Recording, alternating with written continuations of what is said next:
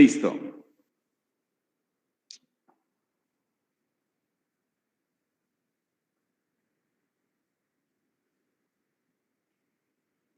Copenhague. O sea que los del semestre que vienen también les va a tocar la misma metodología, entonces. Yo creo, lo más probable es que les toque la parte de virtualidad.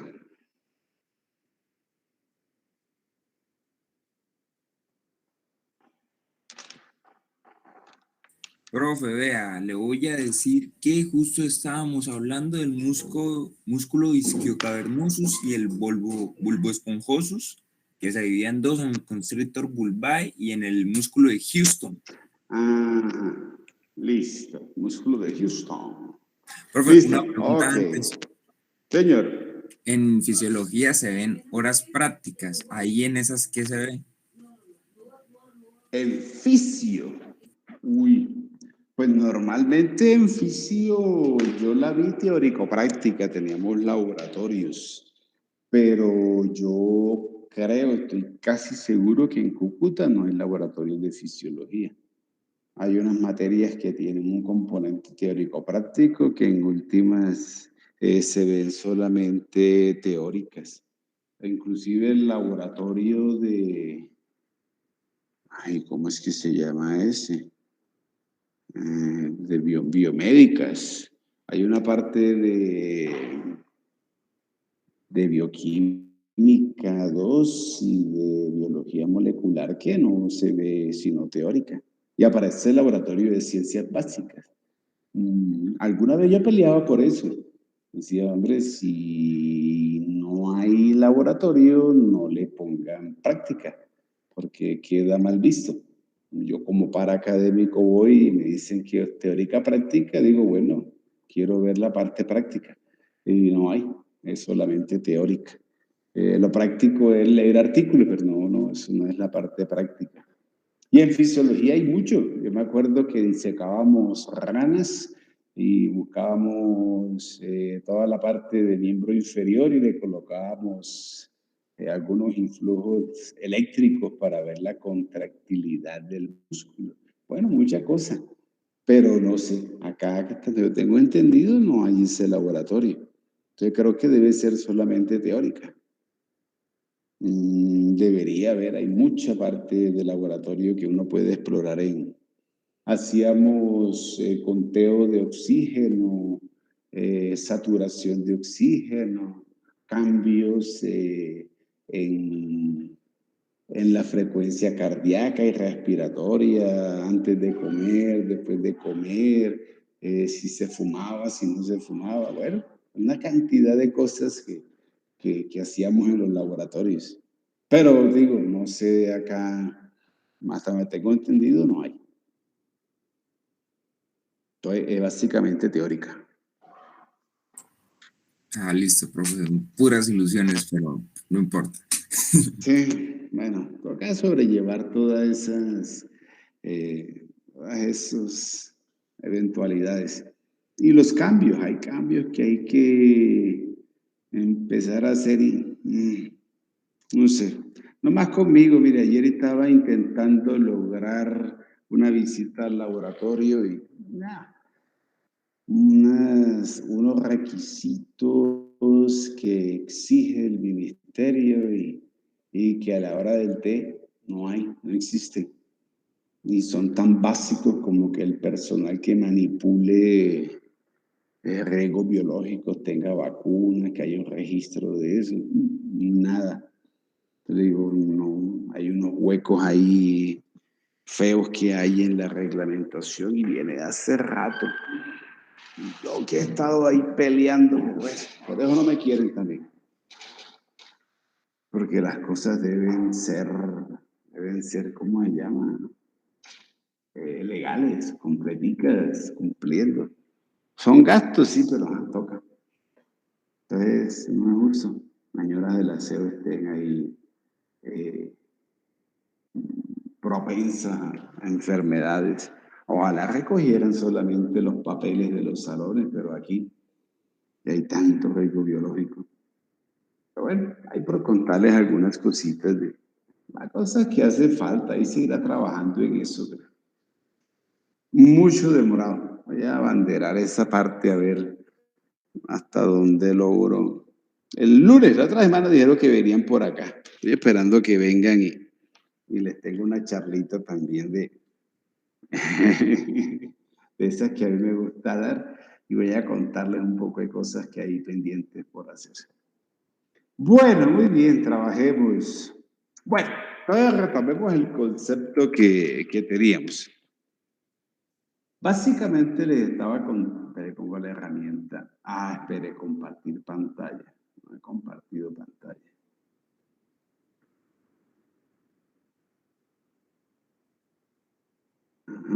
Eso, sí.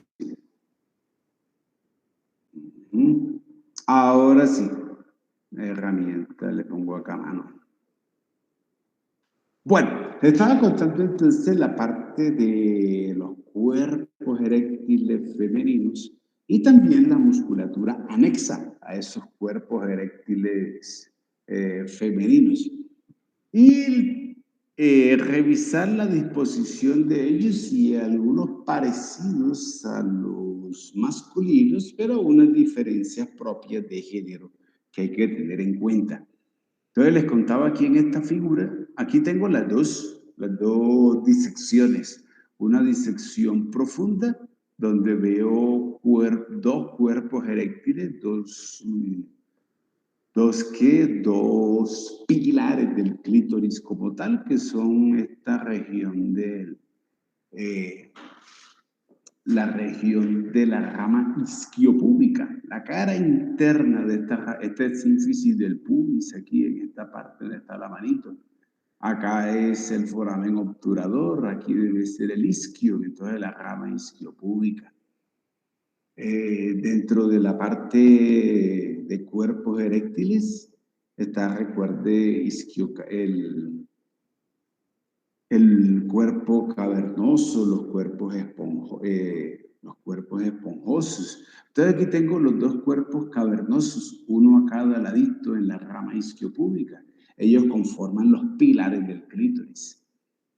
Y de la reunión de esos cuerpos cavernosos nace esta estructura cilíndrica, circular, alargada, decíamos que de más o menos 3 centímetros de longitud, conocida como el clítoris, que en realidad el clítoris como tal le colocaba un cuerpo, que esta parte aquí, digámosle, que se proyecta hacia la parte anterior, y una terminación redondeada, esto que veo acá, que es el glande del clítoris. Es una parte de cuerpos eréctiles por la que la fusión de estos cuerpos cavernosos, pero que también tenía dos cuerpos esponjosos, uno tanto en el lado izquierdo como en el lado derecho. Los cuerpos esponjosos también contribuyen a formar clítoris, pero ellos se disponen especialmente a cada lado, en el fondo del vestíbulo vulvar, en la región del vestíbulo vulvar, se disponen dándole como un marco, uno derecho y uno izquierdo, que hace un encierro, hace como un encerramiento. Yo les contaba que aquí Netter pintó el derecho, le faltó colocar aquí el izquierdo, pero podemos hacer el ejercicio, digámosle, de imaginarnos, de colocar, ubicar también a este lado un cuerpo esponjoso igualito a este. Y les contaba que el cuerpo esponjoso femenino, o los cuerpos esponjosos femeninos, porque son dos derechos e izquierdos, se le conoce con el nombre de bulbo vestibular. Un bulbo ubicado ahí en esa disposición, a cada ladito, circunscribiendo, enmarcando a esta región vulvar. Y aunque bordean o se encuentran alrededor sirviendo marco de este orificio uretral, principalmente lo quiero más aquí, en ejercer una funcionalidad sobre el orificio vaginal y la entrada al conducto vaginal. Y otra acción que quiero es esa relación que hay con este órgano que está aquí, con esta glandulita, que es la glándula de Bartolini. Y a todo esto que le acabo de contar le habíamos puesto musculitos. Entonces mira, aquí está el músculo isquiocavernosus, también en la rama isquiopúbica, envolviendo, circunscribiendo, dándole la vuelta a estos pilares del clítoris, también al clítoris como tal, le da como un encierro muscular. Y con el músculo bulbo esponjosus hacíamos el mismo ejercicio y era un músculo que envuelve al bulbo vestibular. Y con la connotación, ya mirándolo dentro de la parte, digámosle, de excitación, la parte previa a una relación sexual, el accionar de la musculatura y la contractilidad que ellos tienen. Recuerde que todos estos cuerpos eréctiles están perfundidos, están irrigados por ramas de arteria pudenda. Aquí tengo ramos vulvares de la pudenda interna. Aquí tengo los ramos cavernosos de pudenda interna. Entonces, arterias que sufren una vasodilatación que inundarán de sangre a estos cuerpos eréctiles y comienza a ver ese aumento de tamaño. En cuanto a la parte muscular, también hay una parte contráctil. Recuerden que debo controlar hasta dónde llega la sangre arterial, hasta dónde da ese crecimiento de estos cuerpos eréctiles, pero también el mantenimiento de la erección, del clítoris y de la contractilidad de la entrada del conducto vaginal. Entonces, estos músculos, tanto el isquio cavernoso como el bulbo esponjoso, harán esa acción contráctil, controlar hasta dónde la erección de, pero específicamente para este bulbo esponjoso le colocábamos dos funcionalidades. Las fibras superficiales que envolvían al clítoris, lo circunscribían y le llaman músculo de Houston. Ese circunscribir también es bordear, es apretar. Pues también hago un efecto de control sobre el clítoris. Eso no solamente hace de que se proyecte, ya de por sí aumentó de tamaño por la erección, por la llegada de sangre, sino que también lo aprieto y con ese apretar controlo el flujo de sangre, la llegada de sangre arterial, el retorno venoso, pero también ayudo a proyectarlo. Al apretar también lo llevo a que se desplace mucho más hacia la parte anterior, se haga más visible, se proyecte mucho más hacia anterior. Y con las fibras profundas del bulbo esponjoso entendíamos y revisábamos cómo esta acción muscular sobre una parte periférica de vulva debe hacer constricción. Y esta constricción va de la mano en tres cosas. Una, cerrar el orificio vaginal. Por eso le decíamos que él actuaba como músculo constrictor vulvar. Constriñe vulva, hace de que la vulva sufra como un cierre en sentido transversal. Eso hace que se constriña orificio vaginal, visto desde el concepto también de un espacio que entre más cerrado esté, pues un pene tendrá más dificultad, entre comillas, en pasar, pero es básicamente roce.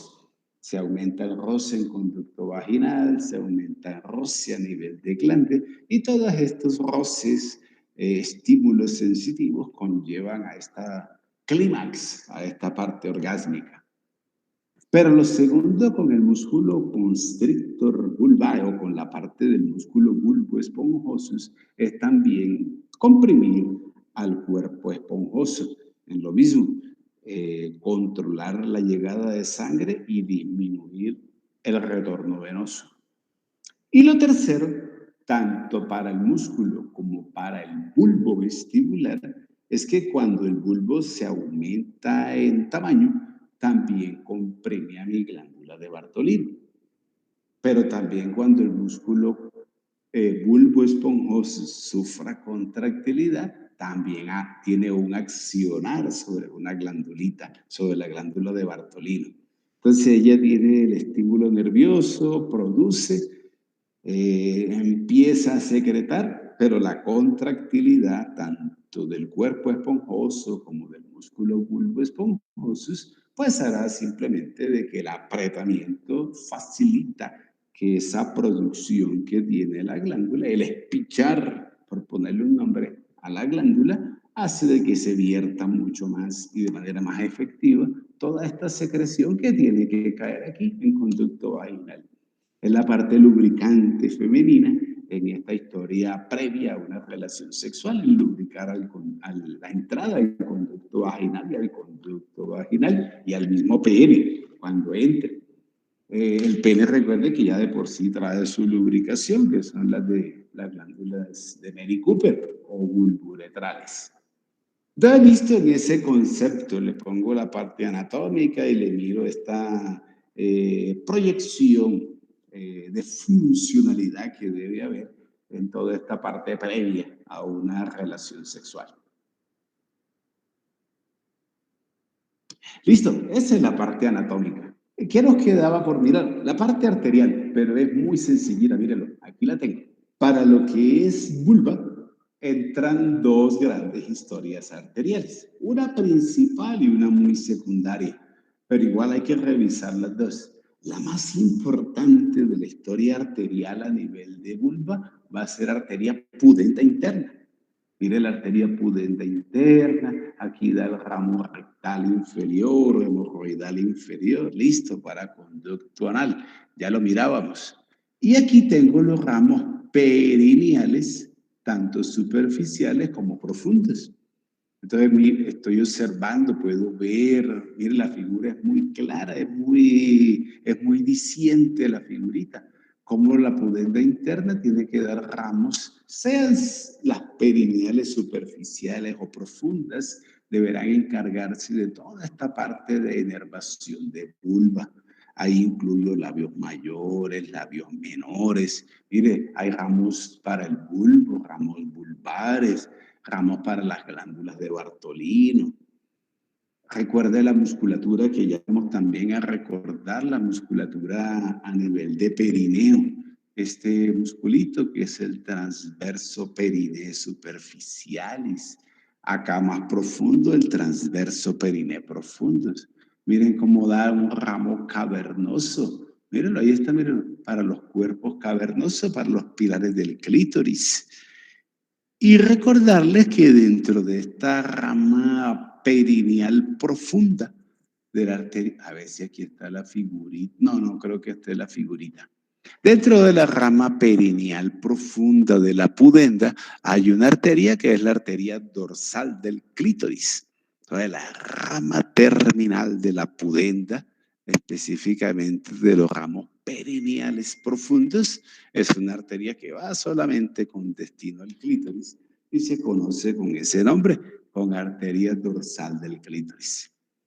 Y con pudenda doy toda esta inervación a la región de vulva, con todo lo que esté anexo, piel, el tejido celular subcutáneo, órganos eréctiles, músculos anexos a los cuerpos eréctiles.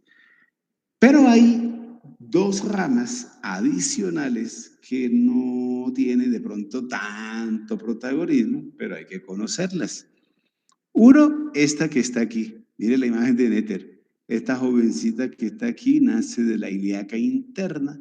Es una arteria que va con destino a la musculatura que se encuentra a nivel del foramen obturador. Entonces, músculo obturador externo, obturador interno, pero también da ramitos vulvares. Entonces, le coloco a la arteria obturatriz. Arteria obturatriz colabora en irrigación de vulva. Y la otra es esta que está acá. Teníamos una similitud en masculino. Para pene y para escroto colocábamos arteria pudenda externa. Ahora en vulva voy a hacer lo mismo. En la parte femenina, y ahí sí igual a lo masculino, hay un aporte de pudendas externas. La obturatriz en hombres no tiene un territorio como sí lo tiene en vulva a nivel genital.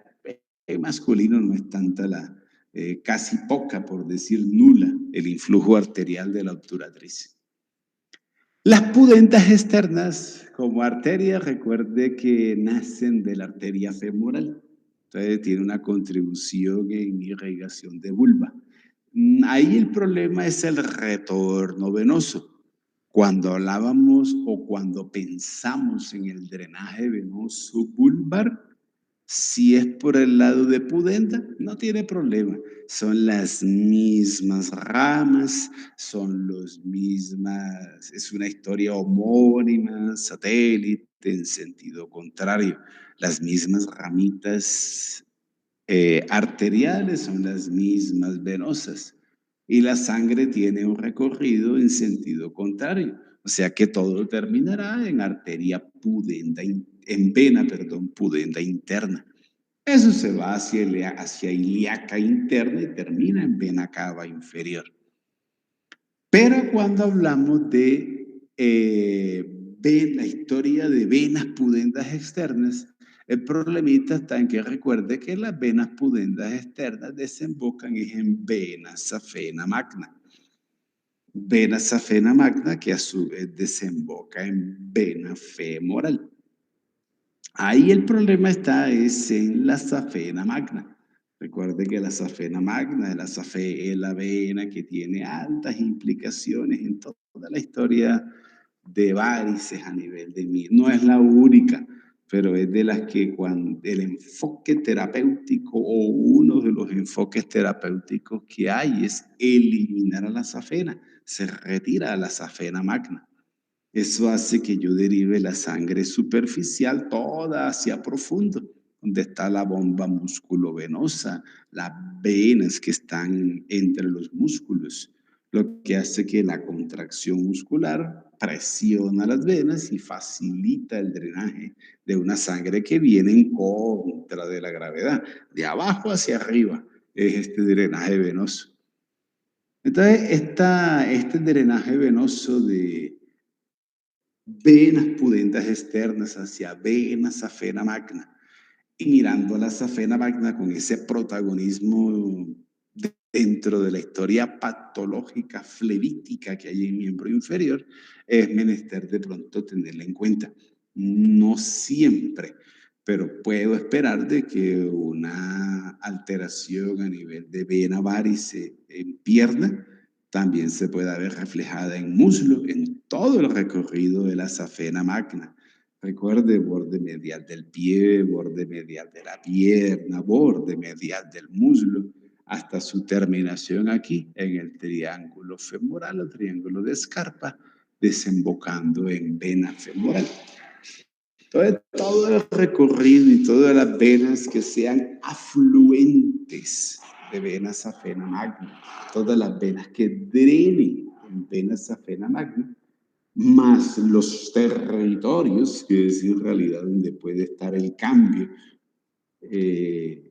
pueden verse afectados, incluyendo esta parte venosa vulvar. Como le digo, no siempre porque no es la única vena. Entonces puede haber un drenaje venoso alterno, pero puede haber pacientes donde de pronto se puedan manifestar algunos cambios venosos superficiales a nivel de vulva y que estén relacionados con patologías venosas igualmente en miembro inferior.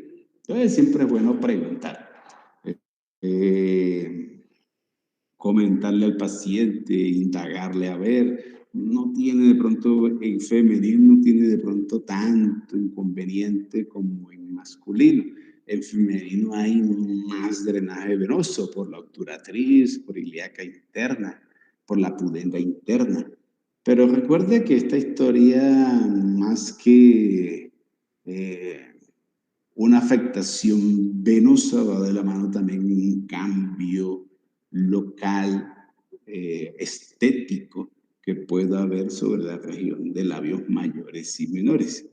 Y aunque son estructuras que uno no anda mostrando ni tampoco exhibiendo, el solo hecho de yo mirar, vérmela y saber que la tengo, puede traer cierta condición psicológica propia, intrínseca del paciente, que hace que se cohíba y de pronto haya un inconveniente en la parte de relación sexual por esa incomodidad en el hecho de mostrar, ver o saber que tiene visible algo. En la parte masculina es lo mismo, una parte también más estética. Sin embargo, en la parte masculina, recuerde que el plexo venoso pampiliforme, aunque la mayor cantidad o toda esta sangre se va por testicular, en masculino, todo el influjo arterial que haya en reproductor externo puede, en cierta manera, afectar irrigación a nivel de gónada y por ende la producción de testosterona y puede estar relacionado también con el deseo sexual, con una falta en erección, en la potencia de... Bueno, esta es una gran historia que seguramente revisarán más adelante de las condiciones o de una parte fisiológica. Aunque le digo, es más estético en los dos, tanto en hombres como en mujeres. La dilatación de estas venas y el verse de pronto implicado dentro de un aumento de tamaño y una condición no muy agradable estéticamente a la vista. Bueno, eso es drenaje venoso. Lo linfático no tiene mayor cambio, se mantiene. Miren la imagencita de Néter, toda la linfa del sistema reproductor externo femenino, ilíacos. Los inguinales. Entonces voy siempre pensando en que cualquier alteración genital externa vaya de la mano con una afectación, infartación de los ganglios linfáticos inguinales. Pero lo mismo, siempre recordarle que estos inguinales no están aislados y que los inguinales se comunican con los ilíacos, o sea, una linfa que ya pasa hacia adentro de cavidad pélvica y que seguramente se relacionará también con los presacros, con lo del promontorio. Entonces tengo una proyección, una necesaria revisión de una afectación que, aunque es externa, puede involucrar órganos genitales internos dentro de cavidad pélvica. En cuanto a la parte linfática, superficial, externa, reproductiva, femenina y masculina, pero bueno, en este caso femenina. Y con la parte nerviosa, ahí sí que tenemos una historia larga, grande, bueno, larga, grande en revisar. Ya tenemos los nerviecitos, solamente vamos a recordarlos y organizarlos. Mire que esta figurita de Néter es muy chévere. Aquí me muestra toda la parte nerviosa que necesita para vulva. Entonces, el primer nerviecito que quiero es este. División anterior de S2, S3 y S4. Miren, ahí está, nervio pudendo. El nervio pudendo, al igual que la arteria, el recorrido y las ramas arteriales y las venosas son iguales que las nerviosas. Con que uno se aprenda una, las demás enseguida las aplica uno. Entonces, con el nervio pudente, pues ahí tengo primero el ramito rectal inferior o hemorroidal inferior para esfínter externo, no hay problema, un ramo motor para esa región.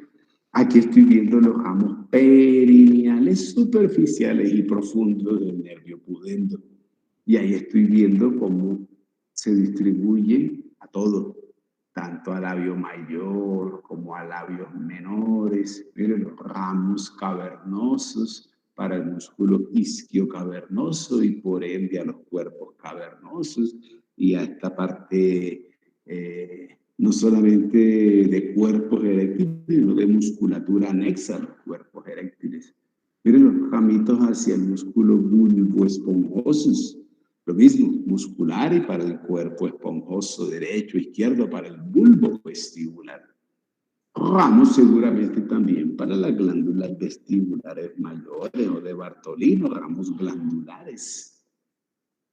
Y en la historia sensitiva que hay para reproductor femenino, Mire este nerviocito que está aquí. Esta es la rama terminal del nervio pudendo. Sigámoslo, mírelo.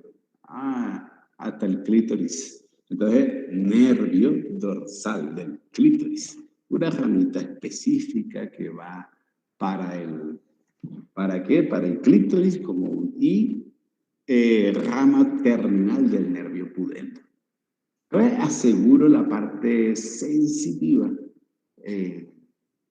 superficial a nivel de vulva y también profunda pensando en los cuerpos esponjosos y en la musculatura anexa a los cuerpos esponjosos, a los cuerpos cavernosos, por esta historia de nervio pudendo. El segundo protagonista que quiero, pero es más sensitivo para la región de vulva, es este jovencito que está aquí. Mire que esto es el isquion. Ya le conté, le dije que se tocara su isquio. Bueno, uno cuando lo toca lo siente así, como una superficie redondeadita. Por la cara interna del isquio, nervio pudendo. Por la cara externa del isquio, pero haciendo y teniendo un protagonismo en la historia de inervación sensitiva de vulva, aparece el nervio cutáneo femoral posterior. Este nervio cutáneo femoral posterior, este ramito se le llama ramo perineal. Entonces es un ramito que se encarga no solamente de esta inervación del tercio superior de la cara medial del muslo, sino que tiene protagonismos en esta inervación sensitiva de vulva. Aquí aparecen otros dos, mire, aquí aparecen otros ramitos. Ahí hacen falta historias, pero ya las conocemos. El otro nervio que yo esperaba que estuviera ahí es el nervio genitofemoral. Recuerda que al inicio del plejo lumbosacro, y cuando estábamos en plejo lumbar, pusimos un nervio genitofemoral. Entonces, lo recojo, lo tomo nuevamente, voy recogiendo esta historia que ya me contaron. Aquí también tengo ramos de nervio ilioinguinal. Y el tercero, ya con un protagonismo no tan amplio, pero hay que colocarlo, son ramitas de nervio, participación sensitiva de nervio ilio-hipogástrico. No hay ramitos del nervio ilio-hipogástrico que lleguen hasta la región de vulva, no, es por la piel. Recuerde que el hipogástrico me tiene un territorio sensitivo, un dermatoma de esta región púbica. Y como esta piel de la región púbica también se proyecta hacia el labio mayor, entonces por eso tengo un territorio de nervio hipogástrico. Los demás sí dan ramitos directos y ramas que uno encuentra y puede disecar y determinar propias de cada uno de ellos, porque llegan hasta esta región de vulva. Voy pensando en el hilio inguinal y pensando en el genitofemoral. Entonces, todo este arsenal nervioso lo necesito para esta inervación sensitiva de la región de vulva. Y con esto también quiero pues, que tengan muy presente algo. Me falta uno, espérenlo, aquí está. Recuerde que también dentro de la historia de cuerpos eréctiles y dentro de la historia de músculos anexos a los cuerpos eréctiles, también tengo una historia de plexo hipogástrico inferior, por esta anastomosis que está haciendo el plexo hipogástrico inferior con el nervio pudendo interno. Entonces téngala porque seguramente más adelante en la parte funcional reproductiva, de la fisiología reproductiva, hay que tomar estos ramitos para entender la fisio, pero también la patología. Y lo otro, en cuanto al influjo nervioso, recuerde que por las paredes arteriales, aunque Néter aquí no los pinto, pero es un ejercicio que ya tenemos claro. Recuerde que parte de esta historia de plexo solar y de nervios que van cabalgando por las paredes arteriales, también tengo una historia nerviosa autónoma que llega vía paredes arteriales a estos territorios genitales. Todas las ramitas que colocamos aquí a esta vulva, recordarle que por aquí hay ramitos de plejo solar. Entonces, tengo todo este influjo nervioso, sensitivo, motor y autónomo. Ahí en la parte también hay estímulos eh, que son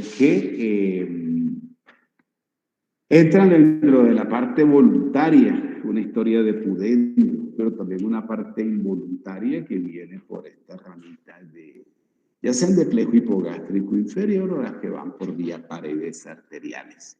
Para tener en cuenta toda la vía nerviosa para después poder correlacionarla. Es importante agrupar a todos estos nerviecitos. Por eso aquí vuelvo a recordarles esta anastomosis entre pudendo con plexo hipogástrico inferior.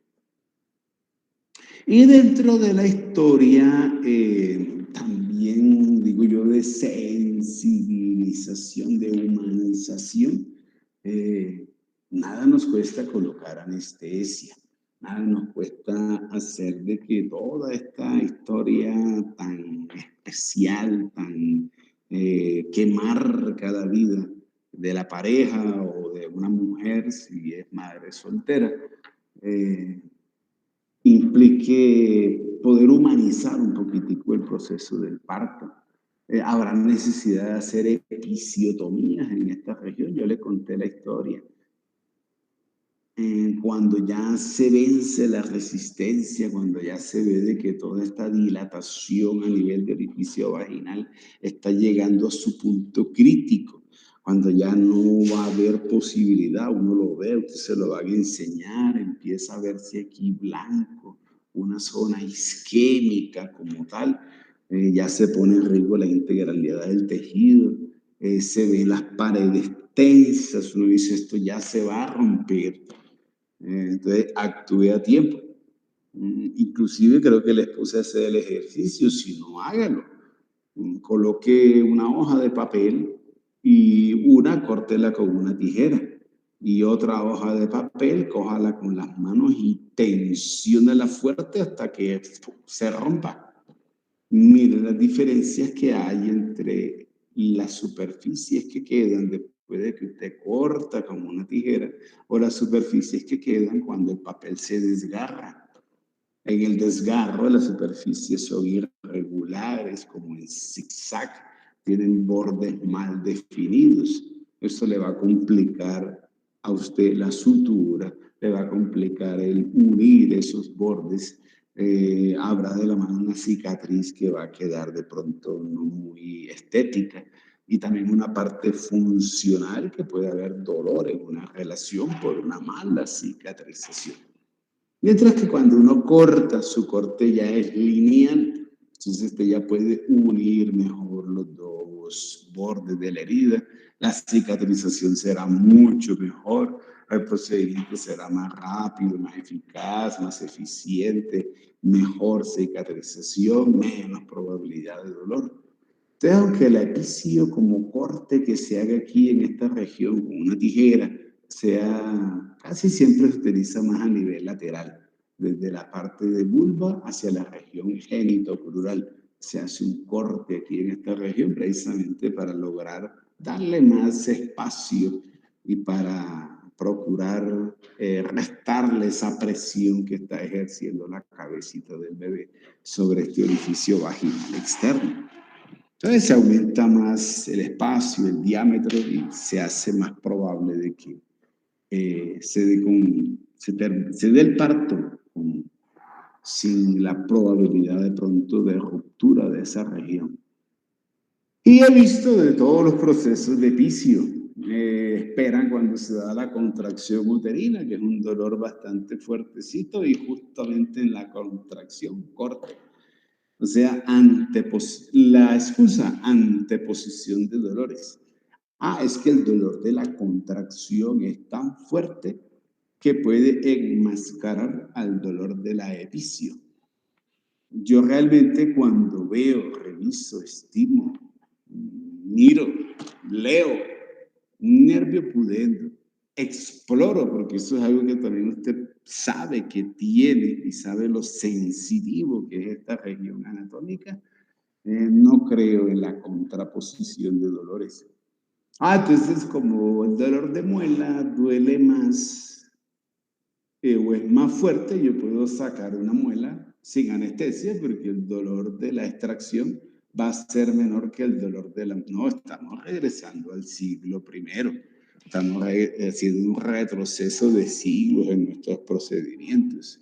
Entonces sí, yo respeto que hay ciertas normas que de pronto tradicionalmente se pueden y se mantienen, pero es que una anestesia en esta región eh, es muy fácil de colocar. No voy a interferir en nada con la parte del parto y si puedo disminuir y hacer más cómodo para la paciente toda esa historia que está involucrada en cuanto a la parte de parto y los dolores que son, digámosle, que están dentro de ese proceso. Pero sí podemos colocar un granito de arena para hacer esta historia más sobrellevable, ¿por qué no hacerlo? Esa es la invitación. Mire, muy facilito. Usted recuerda que yo le hablé de una fosa isquioanal. Esta fosa isquioanal está llena de grasa y los anestésicos son liposolubles. Y mire que en esta región, mire ahí tengo el pudendo. Puedo dar dos vías muy fáciles. Una, anestesia troncular. La anestesia troncular es la anestesia que está cerca por donde transita un nervio. Y no hay que tener sino, claro, la cara interna de la tuberosidad isquiática. Porque mire, por ahí está pasando el nervio pudendo. Debe tocar hueso, sentir un reparo anatómico hueso, que la aguja sentirla, o sentir el reparo óseo y uno acercarse lo máximo a ese reparo óseo, pues le da una mayor efectividad a esta historia anestésica. Pero mire que inclusive Netter le dice, así usted esté alejado, mírelo, lo está colocando en un punto anatómico equidistante entre vulva y la cara interna de la tuberosidad. Usted puede colocar aquí anestesia muy bien. Es una anestesia que va a ser infiltrativa, que es la segunda historia de las anestesias, y contando y jugando y teniendo a favor que ahí tiene todas las ramas del nervio, pero también entendiendo de que como hay grasa, la liposolubilidad va a hacer de que este anestésico se difunda fácilmente. Entonces, no hay razones para no colocarlo. Pereza, desconocimiento, bueno, no sé, pero no lo justifico. Créame que a estas alturas no quisiera ver un profesional que no pueda colocar esta anestesia y pueda ser más humanizado este proceso del parto. Y recordarle algo, mire que aunque Netter le coloca un territorio que llega hasta la parte anterior de la vulva, yo le doy un consejo. Aquí hágame un refuercito. En este surco genitoplural, en esta historia cutánea que se ve ahí divisoria entre el miembro inferior y la parte genital, en este surquito, mírenlo aquí como le muestra Moore, ahí en este surquito, ahí coloque un refuercito de anestesia. Son solamente 2 punticos. 2 cc aquí en esta región y 2 cc acá, 2 centímetros cúbicos. Suficiente. Y con eso hacemos un completo abordaje sensitivo. Muchas veces se coloca solamente la anestesia acá, pensando en pudendo, pensando en cutáneo femoral posterior, y se nos olvida el hilo inguinal y se nos olvida el génito femoral. Recuerde que ellos van por conducto inguinal. Entonces aquí es un punto perfecto también por la parte de grasa que existe en esta región, donde nos lleva a que un infiltrativo y en esta posición a nivel del surco genitofemoral se logre una perfecta bloqueo anestésico de estos otros dos amiguitos. Y con eso tenemos una vulva anestesiada. No le quito contractilidad a la musculatura, no le voy a afectar la contractilidad a nivel de útero, ¿no? Solamente una pequeña parte sensitiva a nivel vulvar y también pensando en de pronto en la parte de epicio. No siempre se va a hacer, pero de todas maneras la anestesia ahí puede contribuir.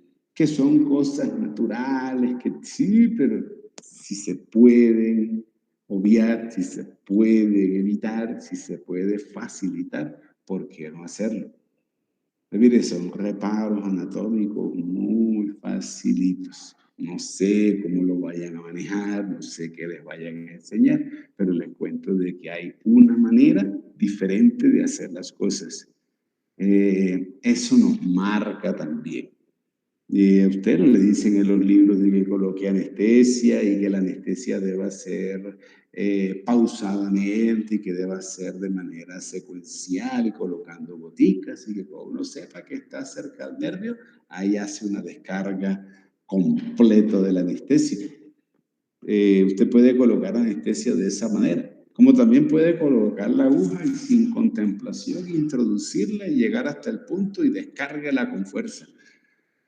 En las dos me anestesia al paciente, pero en la segunda manera de hacerlo, en meter la aguja como si fuera a matar un toro y descargar el anestésico rápido y sin contemplación, seguramente al paciente le va a doler. Es un dolor pasajero, sentirá un ardor fuerte, el paso de la aguja, y bueno, ahí sentirá el dolor aguante y después la anestesia.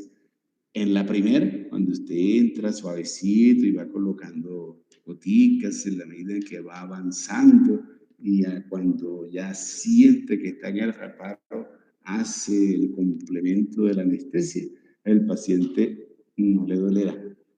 Seguramente el paciente dirá, uy, ya me la colocó, qué manito, ni lo sentí. Entonces, en las dos maneras se anestesia, pero mire que en una se hace, pues, gradualmente y al final, aunque esto demora poco, estoy hablándole de que en una se gasta usted 15 segundos, en la otra 1 minuto. Para mí ese tiempo es fundamental. Para mí el paciente vuelve, el paciente dirá, uy, qué man, no es para uno ganarse ningún tipo de premio, ni le van a pagar ni más ni menos en esto, es hacer las cosas bien. A mí me gusta hacer las cosas como a mí me gustaría que a mí me las hicieran. Entonces, como a mí me gustaría que me colocaran una anestesia que no doliera y que yo me sienta cómodo, así también se la hago a cada uno de mis pacientes, independientemente de todo. Siempre prima eso. Es una parte vivencial, es una parte también que uno explora, tiene en cuenta detallitos pequeños, pero que al final hacen la diferencia ahí. Bueno, lo importante es hacer bien las cosas, pero mire de que hay también diferentes truquitos que se pueden utilizar y hacer mucho más sobrellevable los procedimientos. Entonces le dejo ese último mensaje también para que lo tenga por favor en cuenta. Es muy facilito, no tiene mayor inconveniente. Bueno, y me devuelvo porque el otro que le quiero contar es esta partecita de aquí. Esperemos un segundito.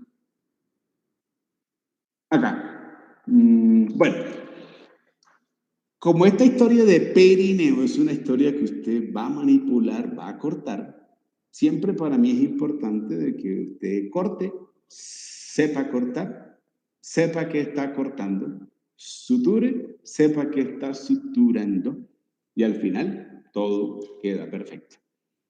Si usted corta, sutura y le queda linda la sutura, pues también es valedero. Pero no, a mí tampoco eso me cabe en la cabeza. Yo todo lo que hago es que estoy haciendo. Imagínense, yo como cirujano entro en una región y no, pues yo sé que es un quiste y que hay que raspar y que hay que estar raspando, yo no sé, pero estoy raspando y que al final en los dos procedimientos funciona. Ahí tengo una parte procedimental que la tengo grabada, que me la enseñaron, que así se hace y que funciona. También tengo una parte procedimental biológica, anatómica, que sé qué estoy haciendo y que al final sé cómo, por qué se deben dar las cosas. Eso también marca una diferencia. Entonces, que usted sepa que esté cortando. Entonces, mire, esta región del perineo quiero que tenga muy presente a esto, el núcleo fibroso central del perineo, cuerpo perineal o rafé ano-vulvar. La musculatura es sencillita. El concepto de superficial a profundo es uno, cortar la piel. Dos, después viene un tejido que es tejido celular subcutáneo. Tercero, en literatura le va a aparecer una aponeurosis, una fascia, es conocida como la fascia de Coles, C-O-L-L-E-S, fascia de Coles o fascia perineal superficial. Es la fascia que está envolviendo a este musculito, mire, lo veo, ahí está una envoltura, por encimita. Entonces, es esa fascia perineal superficial, la fascia que envuelve al músculo transverso perine superficiales. Después sigue esta. Este fascículo no me sirve para nada, un fascículo que no hace ninguna funcionalidad. Quiero el músculo transverso perine superficiales. Debajo de él, mire que aparece una aponeurosis, esto que está aquí. Entonces, la aponeurosis perineal profunda, también conocida como se la voy a deletrear sin terminología, sin léxico inglés, Gallaudet, G-A-L-L-A-U-G-E-T, Gallaudet, o también conocida como aponeurosis perineal profunda. Ella es la que envuelve o tapiza a este último musculito en esta vista superficial a profunda, que es el músculo transverso perine profundus. El transverso perine profundo, ahí en región perineal, tiene dos funcionalidades. Una, dentro de la historia del hiato, dentro de la historia del levatorani, para servir de hiato al conducto vaginal. Y dos, una historia muscular que se condensa y que envuelve, circunscribe, se convierte en un esfínter y no solamente para paso de uretra, sino también para control de esta parte de continencia urinaria. Esto es un mango, dice la literatura, un mango muscular alrededor de esta uretra, tanto femenina como masculina, pero más a nivel femenino. Entonces, diafragma urogenitale. Esa es la historia de esta musculatura aquí a nivel de esta región. Pero también recordarle de que dentro de la parte del perineo hay dos musculitos que ya no están en sentido transversal, sino que están en sentido longitudinal, porque son 4 musculitos los de esta historia. El otro es este que está aquí. Tengo fibritas del músculo esfínterani externi que se proyectan hacia anterior para ayudarme a conformar núcleo fibroso central del perineo. Y las últimas, o el último grupito de fibras musculares son estas que están aquí, la del músculo bulbo esponjosus. Ahí tiene toda la historia muscular de esfínter, cuerpo perineal o núcleo fibroso central del perineo. Transverso perine superficial, transverso perine profundus, esfínterani externi y bulbo esponjosus. Pero recordarle de que hay aponeurosis en ese camino. Antes, o cubriendo al músculo transverso perine superficialis, la aponeurosis perineal superficial o de Coles. Y más profundo, tapizando el músculo transverso perine profundus, la aponeurosis perineal profunda, o también conocida como de Gallaudet. Y listo. Usted lo van a poner a exponer esto. Allá en Cúcuta, antes de entrar a gineco, el doctor Uribe o el doctor Galvis o los ginecólogos allá, recuerde que allá es exposición, entonces lo van a poner a exponer. Entonces, haga una buena presentación porque esto es un presaber que viene de la parte anatómica. Entonces, para que gineco fluya sin ningún tipo de problema. Y listo, esa es la parte que nos faltaba por abordar en el curso, lo último que teníamos pendiente. Pero me conecto porque ya se le está acabando aquí la batería. Bueno, muy bien. A ver, por aquí y por acá.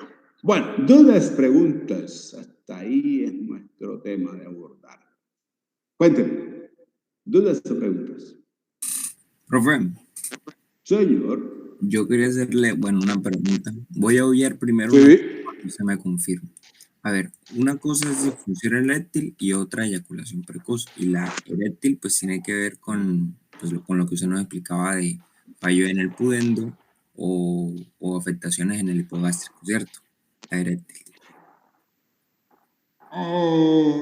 Esta historia es muy compleja. Uno puede encontrar una historia de falta de erección, de disfunción eréctil, pero siempre hay dos componentes. Bueno, le podemos poner tres componentes a esta historia. Un componente conductivo, entonces una compresión o una masa que haya a nivel perineal o a nivel de la pared posterior del abdomen que esté comprimiendo estructuras vasculares o nerviosas y que esté provocando la falta de conductividad, ya de un estímulo que llegue como tal. El cuento, la historia que yo les colocaba de las hernias discales. La segunda puede estar enmarcada en la parte arterial. Entonces, una muy pobre irrigación también puede traer un mal funcionamiento, más que todo a nivel gonadal, y pensando en la historia de producción de testosterona como hormona que mantiene características sexuales masculinas, las despierta y las mantiene. Y ahí entra la historia también de juego, de un qué, de un deseo a nivel de la parte sexual. Y yo le pondré una tercera historia que es la historia psicológica. Y esa parte también es compleja. Hay que saber abordar estas partes de disfunciones eréctiles del paciente, hay que saberlas tratar. Bueno, yo sé que eso es más de parte psicológica de pronto, enmarcado en casi todas, pero la parte, digámosle, anatómica también está presente. No es un tema fácil de tratar con el paciente, no es algo que el paciente tampoco exprese de manera... Pues yo me sentí incómodo el día que me lo preguntaron, pero es una pregunta que tenía que hacerme el neurocirujano. Y yo después dije, oiga, es muy difícil uno a veces contestar sí o no. No. O sea, habrá personas que lo mirarán que al decir sí, dirán, uy, se me resta hombría si digo que sí, ¿qué dirán? Hay un factor psicológico muy implicado en la historia disfuntiva eréctil, falta de erección como tal. La historia de pronto ya de que no se dé o que haya una incapacidad de pronto para fecundación, ya es completamente diferente en cuanto a la número, cantidad de espermatozoides, aunque también puede estar ligado más a la parte arterial. Con la buena perfusión gonadal también tengo buena producción de espermatozoides. Eso es lo que te puedo contar. Es la misma la parte psicológica que también para mí es más psicológico. El que la erección vaya de la mano con potenciadores. Me explico. No, que tiene que comerse una libra de camarón con limón y no creo, eso es más psicológico. De pronto puede haber algo que actúe, pero es más como psicológico, no creo mucho en esos complementos alimentarios. Es diferente de pronto al sildenafilo.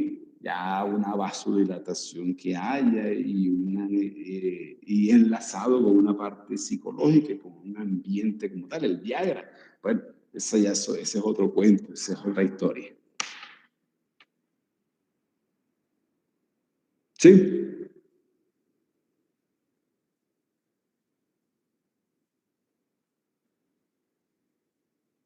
Sí, profe, y bueno, eso con respecto a esa, y con respecto a la eyaculación precoz, ¿también tiene que ver con algo psicológico o también ya es algo más Bueno, biológico? la parte de eyaculación precoz casi siempre tiene un componente más psicológico.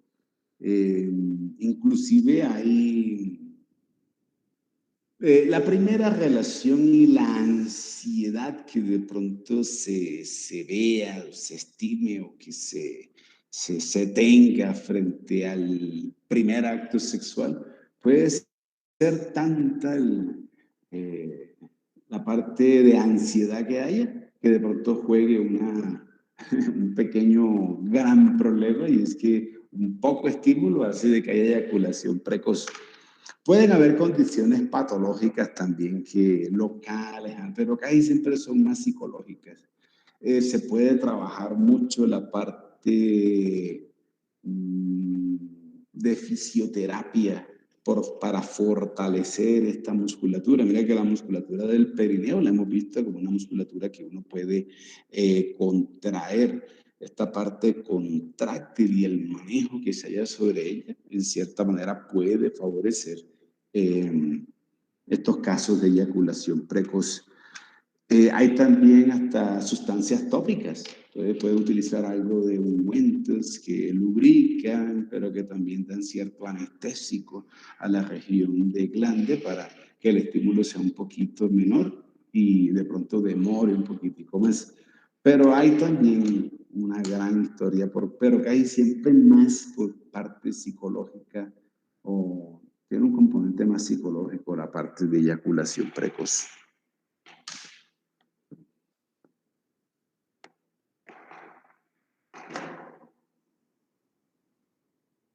Ah, sí, Sí. profe, sí, yo quería hacerle esas dos preguntas, no sé si mis compañeros tengan alguna otra.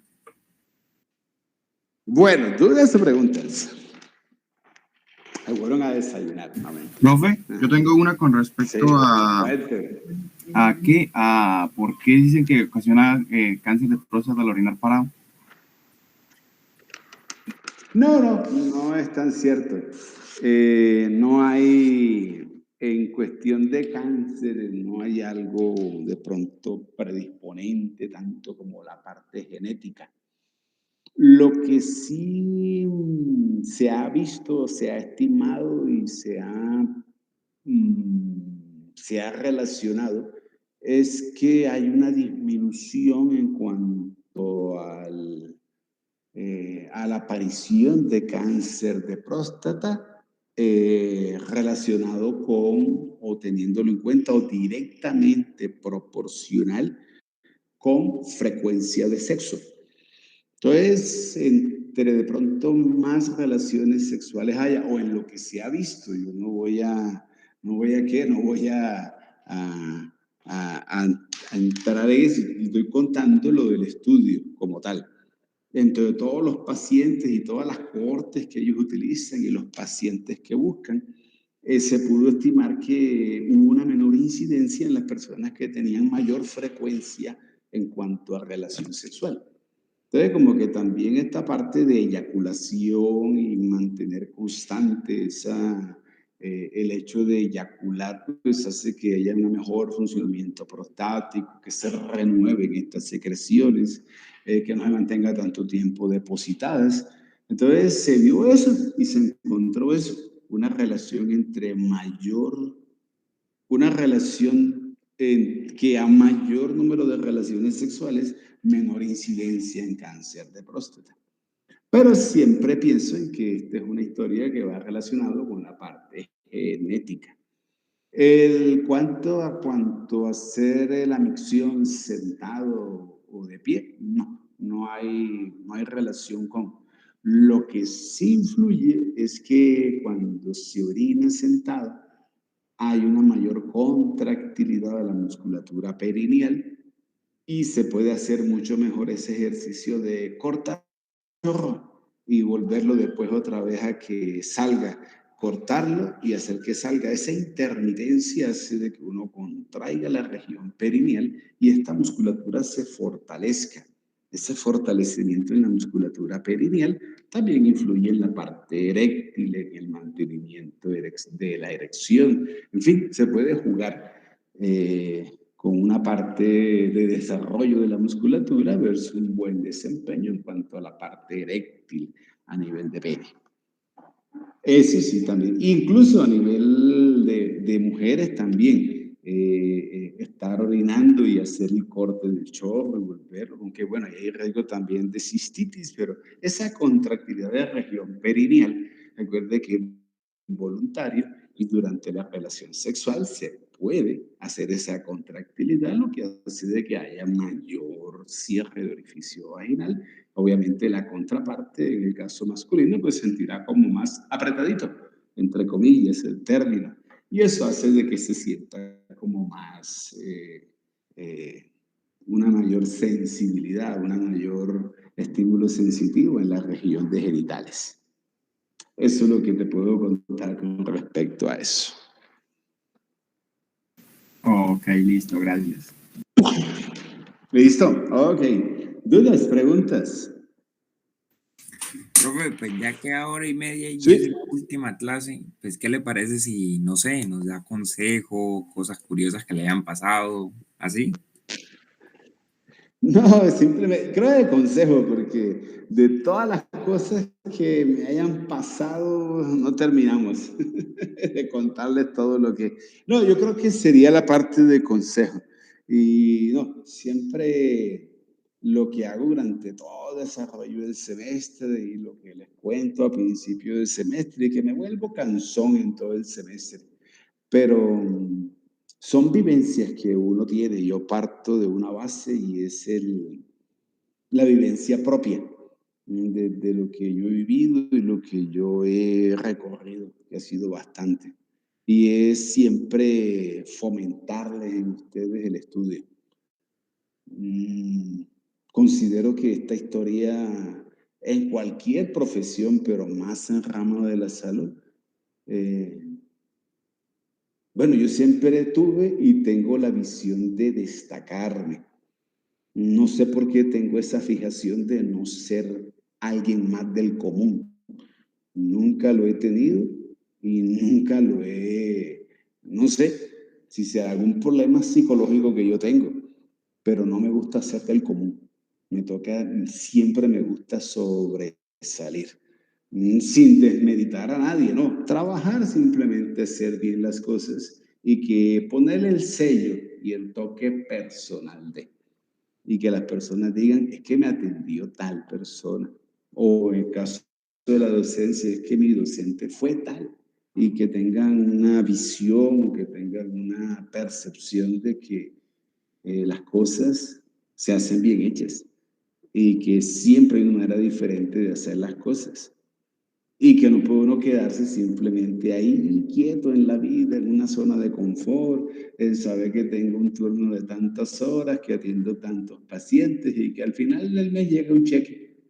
No, creo que también. Sí, se necesita en la vida, sí, se necesita en el sistema de salud, sí, también. Pero hay una parte más allá de la parte de posgrado, la parte de contribuir más en ciencia, la parte investigativa, de informar también, porque hay muy buenos especialistas, sí, claro, perfecto, con unas habilidades quirúrgicas impresionantes, buenos profesionales.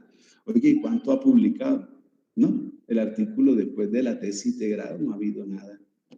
Lo mismo, eres un buen cirujano con una muy buena habilidad.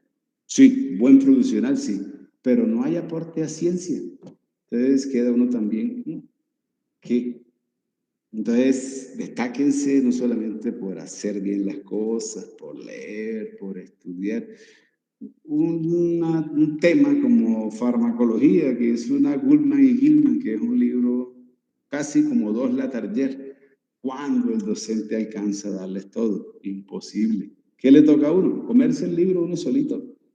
Entonces, hay una parte de donde el docente cuenta las cosas más importantes, el resto le toca a uno. Si uno se queda con el cuadernito, con el apunte, con el resumen, pues no tal, pero ¿de qué sirve la nota en esta vida? Ojalá sirviera para algo. No, es lo que uno tenga, lo que a uno nadie le robó en la vida, es lo que uno aprendió, lo que uno sabe y lo que uno tiene como ese conocimiento. Y ojalá aplicarlo no solamente a la parte clínica, sino a la parte investigativa. Siempre haga investigación, es una parte que no puede estar desligada de. Siempre hay preguntas. Un concepto, si uno no le genera de pronto intrigas o no tiene cuestionamientos en la vida, es porque hay un gran hueco. En cambio, entre uno más lee, más cuestionamientos tiene. Entre uno más aprende, sabe de que hay una brecha mucho más grande en el conocimiento. Siempre hay preguntas de investigación en la cabeza. Tienen que haber. Entre uno más lea, más le surge. Eso también es una herramienta para uno medirse en su concepto. Si uno cree que todo está perfecto, hay un problema. Hubo falta de lectura. Pero usted más lee, más aprende, pero sabe de que hay más todavía por conocer y desarrollar. A mí me pasó cuando yo, antes de hacer mi posgrado y toda esta parte que llevo de aprendizaje, yo creía que me las sabía todas y juraba y pensaba que lo que hacía estaba perfecto. Sí, porque iba a 2 o 3 congresos y veía 3, 4 expositores y ellos contaban y yo aplicaba lo que ellos contaban y sí, hasta cuando hice el posgrado. Ya cuando hace el posgrado se da cuenta de que hay una gran parte procedimental, clínica, de estudio que hace y marca una gran diferencia. Por eso les digo en hacer las cosas sabiendo qué se hace, que eso es una gran diferencia en la parte de pronto del tránsito que uno hace de pregrado a posgrado. Pero cuando llegue a su posgrado, se acordará de esto que le estoy contando. Pero antes de llegar a su posgrado, también recuerde todo lo que hemos hablado durante este proceso formativo de pregrado. Hacer las cosas a sabiendas de, saber las cosas sabiendo por qué de. Y verá que eso le marca y le da una manera muy diferente de abordar cada tema. ¿Y qué más que usted fabrique de su pregrado en posgrado? Ese también es una gran diferencia. Entonces, lucharla, comer libro, esforzarse al máximo por lectura. Usted madura en su parte formativa el día que uno lee por satisfacción, cuando uno lee por deleite, cuando uno lee porque nace lectura. Y verá cómo sin saberlo, eso lo va cambiando y eso lo va modelando en todo, en su manera de ser, de actuar como persona, como profesional. Y esa puertecita que está al final, que se da a posgrado, se va abriendo poco a poco. Y esa es la idea, que puedan acceder a un buen posgrado, al posgrado que quieran y puedan desarrollar, ojalá una super especialidad también, que sean los mejores, es lo más importante. Y eso lo marca uno con lo que sabe. Eso nadie se lo puede uno quitar. Ese es mi mensaje como tal. Bueno, no damos por cerrado el curso. Yo de mi parte solamente decirles gracias. Gracias por la paciencia, por aguantarme. Gracias por permitirme ser. Hay un granito de arena en su parte formativa. Vienen cosas más grandes, más maravillosas. Pero una primera puerta que le abre uno los ojos y que comienza uno a maravillarlo en la historia de medicina o en la historia de ramas de la salud es la anatomía. Espero que la anatomía haya sido eso. No la deje, no es la única, no es tampoco la... bueno, yo sé que sí es la más importante, pero yo digo que hay unas más importantes todavía. Pero siempre los va a acompañar, siempre habrá un recorderis anatómico en todo lo que usted vaya a mirar de aquí hacia adelante. Entonces, que todo este esfuerzo haya valido la pena y que las bases que hayan, que tengan, sean aplicadas más adelante. Se le van a olvidar, sí, a muchas se le van a olvidar, pero no solamente es recordarlas un poquitico y listo, pero que nunca las tengan fuera de su paso por cada una de las rotaciones que tenga que hacer. Verá que siempre la recordarán. Y pues nada, desearles una feliz Navidad, un feliz año, éxitos en su vida profesional. Sigan luchándola, sigan en ese esfuerzo constante y lograr eso, la excelencia, es lo más importante. No más, esas son mis últimas palabras. No hablo más en el semestre. Profe, muchas gracias yo por todo. Y No, con mucho gusto. Aquí están siempre las puertas abiertas.